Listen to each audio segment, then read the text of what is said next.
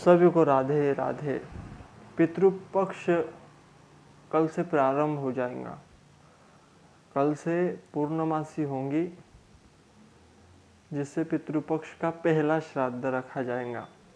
अब ये कैसे, मैं गरुड़ पुराण पर इस समय चर्चा कर रहा हूँ कि गरुड़ पुराण अनुसार हमें क्या क्या चीज़ें करनी चाहिए। जितनी भगवान मेरी बुद्धि में देगा, जितना मुझे ज्ञात कराएगा, उतना मैं करने का बताने का आपको प्रयत्न करूँगा, जितना ठाकुर जी मुझसे बुलवाएंगा आज की इस चर्चा में। तो गरुड़ पुराण में कई चीज़ें बताई गई है। जीवन से लेके मृत्यु पर्यंत की चर्चा यदि किसी पुराण में होंगी ना, तो गरुड़ पुराण में। ये कई लोग भ्रम फैलाते हैं कि गरुड़ पुराण में ये है वो है, ऐसा मत किया करो, वो मत करो। गरुड़ पुराण घर में नहीं रखते, कई लोग मंदिरों में फेंक आए, कई लोग नदियों में बहा आए। तो यही सबसे बड़ा अपराध है। आपको बताओ, गरुड़ पुराण घर में रखने से भी पितृ प्रसन्न होते, श्रीमद् भागवत घर में रखने से पितृ तृप्त होते हैं। तो इन पुराणों को घर में रखने का महत्व बताया गया है। उन्हीं पुराणों को आप जलाओगे, फेंकोगे, नदी में बहाओगे, तो इसका दोष भी आपको ही लगेगा। इसका जो पुण्य नष्ट होगा वो आपका ही होगा, इससे जो भी दोष होगा वो आपको ही लगेगा, बताने वाले को भी लगेगा। क्योंकि कई लोग ऐसे भ्रम फैलाते हैं, तो उन्हें भी इसी दोष का भागी होना पड़ेगा। तो ऐसी गलती ना करें। गरुड़ पुराण घर में रख सकते हैं, सबसे पहली बात क्लियर कर दूं।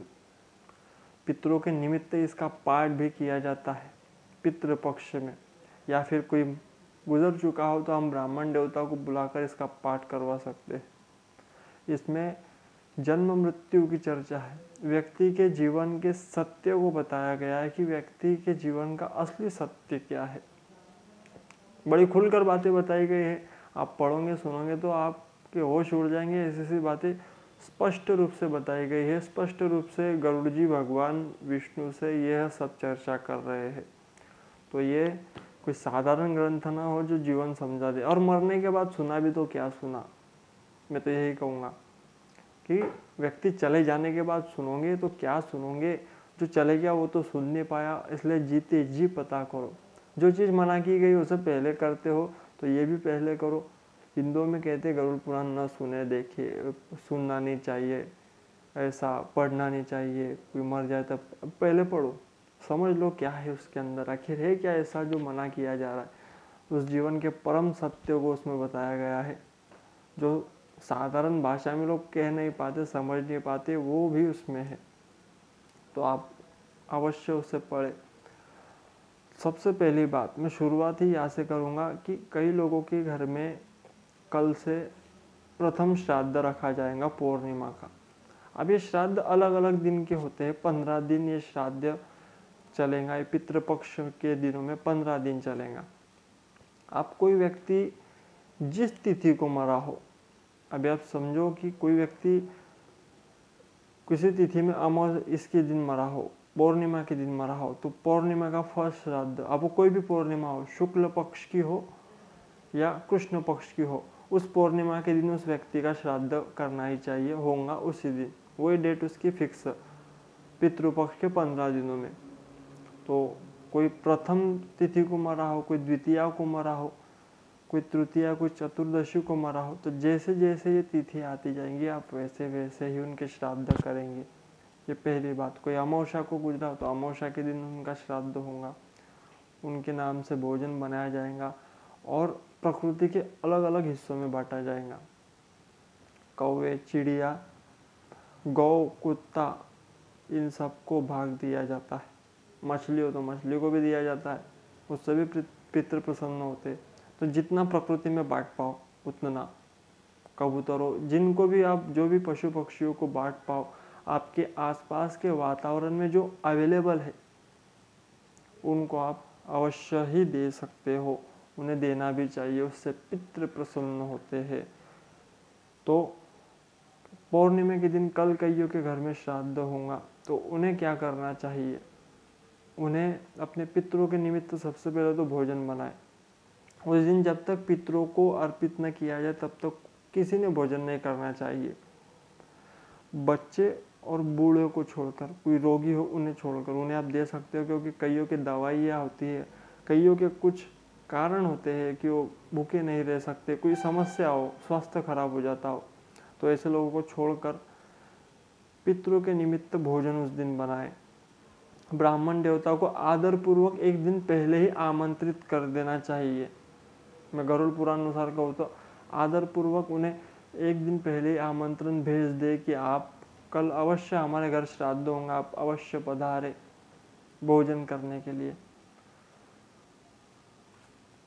आमंत्रण देने के बाद वो जब आपके घर में श्राद्ध वाले दिन पधारे, आदर से उनका स्वागत करे, उनका पूजन करे ब्राह्मण देवता का, उन्हें आदर सहित भोजन कराए। जो जिस आसन पे उन्हें बैठा होंगे उस आसन पर के नीचे थोड़े काले तिल डाल देने चाहिए, थोड़े काले तिल उसमें आप डाल ले आसन के आसपास, जो उनके आगे भी डाल दे, उसके ऊपर प्लेट रखे। वो काले तिल इसलिए क्योंकि ब्राह्मण भोज का जो फल है वो आपके पितरों को ही प्राप्त हो, अन्य जगह न चला जाए। राक्षसों के भी भाग होते हैं, तो उन्हें आप आदर पूर्वक बिठाकर भोजन करा सकते हैं, उससे पितृ प्रसन्न होते हैं। जैसे ब्राह्मण देवता हमारे घर में आते हैं, उनके पीछे पीछे हमारे पितृ भी आते हैं और प्रसन्न होते हैं। यदि ब्राह्मण पेट भर भोजन कर दे, अभी शास्त्रों में तो यहाँ तक बात है कि उन्हें इतना भोजन कराए कि वो शाम का भोजन न कर पाए। और ब्राह्मणों से विशेष आग्रह करूँगा, आप सबको ये बात पता है, सभी ब्राह्मण देवताओं को, फिर भी कह दूँ हो जाती है कई बार गलती। जिस दिन एक दिन में एक ही व्यक्ति के यहाँ आपको श्राद्ध का भोजन करना चाहिए, दूसरे दिन नहीं, लगातार उसी दिन दूसरे के यहाँ नहीं। अब पितृपक्ष में क्या होता है आपको बताओ, जो नए नए ब्राह्मण होते हैं, तो ब्राह्मणों को भी बता दूं, नए नए जो ब्राह्मण होते हैं ये एक भूल अवश्य करते हैं। वो क्या करते हैं, 1 बजे इनके यहाँ जिम लेंगे, 12 बजे कहीं और जिम के आएंगे, 2 बजे कहीं और जिमेंगे, 3 बजे और कहीं जिमेंगे, ऐसा थोड़ा थोड़ा कर कर 4-5 जगह वो जिम लेते हैं। ऐसा जिमने वाला कौवा बनेगा। इसलिए ब्राह्मण देवताओं सचेत हो जाना। आपको ये बात जो नए नए हो याद रखियो, वरना कौवा बनना पड़ेगा। इसलिए एक दिन में एक ही व्यक्ति के यहाँ श्राद्ध का भोजन। और एक बात बता दूं, पता ही होंगी ये भी बहुत को, जो एक्सपीरियंस है उन्हें तो पता ही होंगी, जो नए हैं वो सुन ले। आप कहीं श्राद्ध का भोजन करके आए तो 1100 गायत्री मंत्र जब तक न जप ले, जब तक 1100 गायत्री मंत्रों की माला न कर ले, तब तक के शुद्ध नहीं हो सकते, तब तक कि आप अन्य पूजा पाठ में हिस्सा नहीं ले सकते। अपवित्र वो ब्राह्मण माना जाता है जो 1100 गायत्री जप किए बगैर अन्य इसमें बैठ जाता है, वो अपवित्र ही है। इसलिए श्राद्ध का भोजन पचाना बड़ा मुश्किल है। कई लोग आमंत्रण देते हैं, नहीं भैया वो पचाना इजी नहीं है। और सबसे बड़ी बात, कई लोग तो कच्चा अनाज तक दान में ले लेते हैं। अब वो कैसे पचेगा वो राम जाने, उनका कर्म जाने। लेकिन श्राद्ध का भोजन पचाना इजी नहीं है, इजीली उसे पचाया नहीं जा सकता। उसके लिए ब्राह्मणों को ऐसे ऐसे कार्य करने पड़ते हैं। 1100 मंत्र गायत्री के जपने होंगे, जिसे शुद्ध होना हो, अपवित्र हो जाएगा। श्राद्ध का भोजन अपवित्रता देता है ब्राह्मणों को।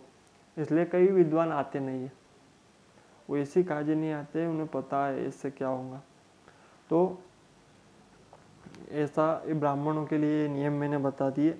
लेकिन आप ब्राह्मण को अवश्य आमंत्रण दे, भोजन कराए, दिव्य दक्षिणा दे उन्हें, द्रव्य दक्षिणा, वस्त्र आप दान में दे सकते हो, वस्त्र, उनके उपयोग की चप्पल, छतरी दान में दिए जाते।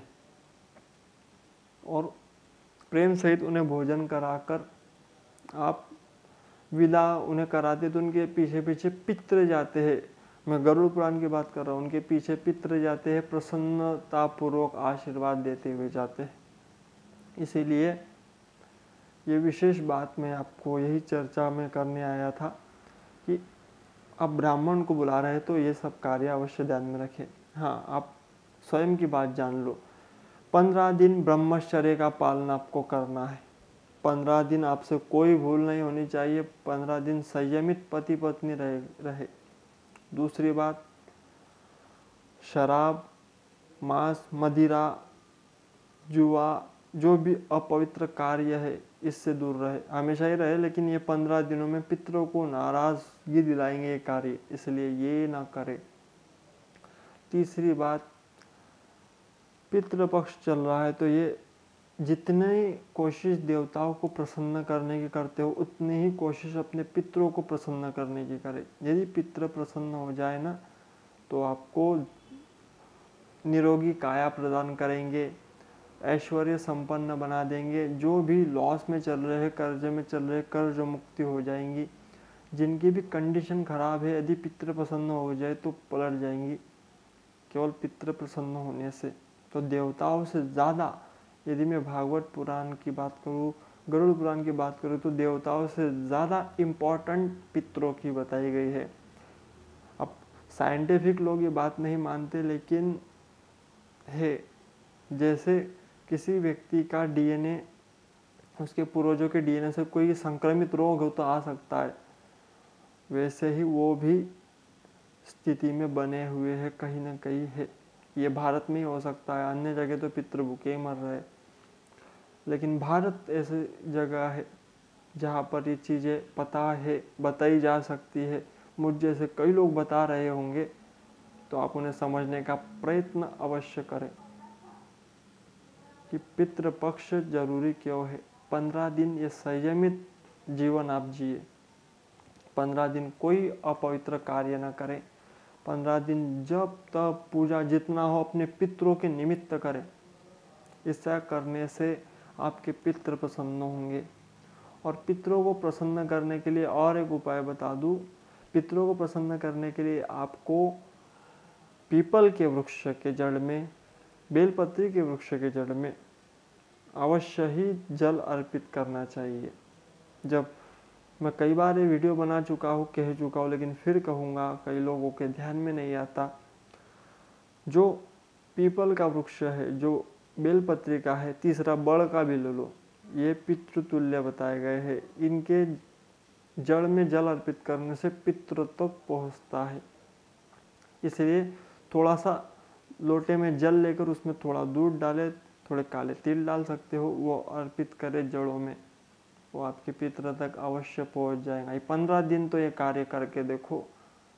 ये मैं अपने लिए नहीं, आपके लिए बता रहा हूँ। इसमें मेरा कोई फ़ायदा हो तो मत करना, लेकिन आपका फ़ायदा होगा। आपके दुख, दरिद्रता, रोग, शोक नष्ट हो जाएंगे यदि ये कार्य करेंगे और पितृ प्रसन्न हो गए तो अवश्य करें। ब्राह्मणों को बुलाए,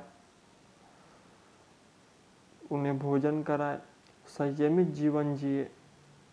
और एक बात, उस दिन अग्यारी डाली जाती है। हिंदी में हमारे साइड में या यूपी, बिहार, जितने भी ये एरिया है, इन साइड में ऐसा बताया जाता है। स्टेट में ये शब्द यूज होता है, अग्यारी कहवाते। तो ये अग्यारी क्या है पता है? गौ के गोबर के कंडे बनाए जाते हैं। उन कंडों को जलाया जाता है एक किसी पात्र में, और उस पात्र में घी और गुड़ अर्पित किया जाता है अपने पितरों का सुमिरन करके। हाँ, उसमें कई जगह जो हम द्रव्य बनाते हैं पितरों के निमित्त वो भी डालते हैं, तो डाल सकते हो, अवश्य डाल सकते हो। लेकिन अग्निदेव के द्वारा हमारे पितरों को गुड़ और घी, ये दोनों यदि डाले जाए तो ये बहुत जल्दी उन्हें प्राप्त होते हैं। इनका मुख्य आहार यही है, तो उन्हें वो प्राप्त होते हैं। उनका सुमिरन करके वो आप उसमें छोड़े, 5 आहुति या 10 आहुति जो डाल पाओ वो डाले पितरों के निमित्त, एक जगह जलाकर किसी पात्र में। ये इसे अग्यारी कहा जाता है, तो ये अवश्य करें। इससे भी अपने आपके पितरों को प्राप्त होगा, तो ये कार्य आप कर सकते हो। पितरों को प्रसन्न करने के लिए और भी बहुत सारे उपाय इन पितरों पक्षों में मैं आपको बताऊंगा, तो वो भी करें और साथ में ये भी करें। ये भी ज़रूरी है, क्योंकि आपके पितरों को नरक में हो चाहे स्वर्ग में हो, चाहे कहीं भी हो इस दुनिया में, किसी 84 लाख योनियों में भटक रहे हो, एक बात ध्यान रखना, आप जो भी करोगे उनके निमित्त इन 15 दिनों में, वो जिस योनि में होंगे, मैं गरुड़ पुराण के बिहाव पे कह रहा हूँ, वो जिस भी योनि में होंगे उन्हें वो प्राप्त होगा। अवश्य प्राप्त होगा। वो किसी योनि में हो, देवताओं के रूप में स्वर्ग में हो, चाहे नरक में हो, चाहे इस दुनिया में 84 लाख योनियों में किसी योनि में हो, उन्हें वो प्राप्त होगा। तो अवश्य ही उन्हें वो प्राप्त हो, वो प्रसन्न हो, ताकि आपको अच्छा फल मिले। तो ये कार्य आप करें। आपके रोग और शोक नष्ट होने के लिए ये कार्य अवश्य ही करें। तो सभी को राधे राधे। आज की चर्चा में इतना ही। फिर अगली बार किसी नई चर्चा के साथ जुड़ूंगा, आपको बताऊंगा कि पितरों को प्रसन्न करने के लिए क्या क्या किया जा सकता है। इसमें जो छोटे छोटे उपाय बताए हैं बहुत बड़ा फल लाएंगे, ये बहुत बड़ा परिवर्तन आपके लाइफ में लाएंगे यदि कोई करे तो ये अवश्य करे। तब तक के लिए राधे राधे।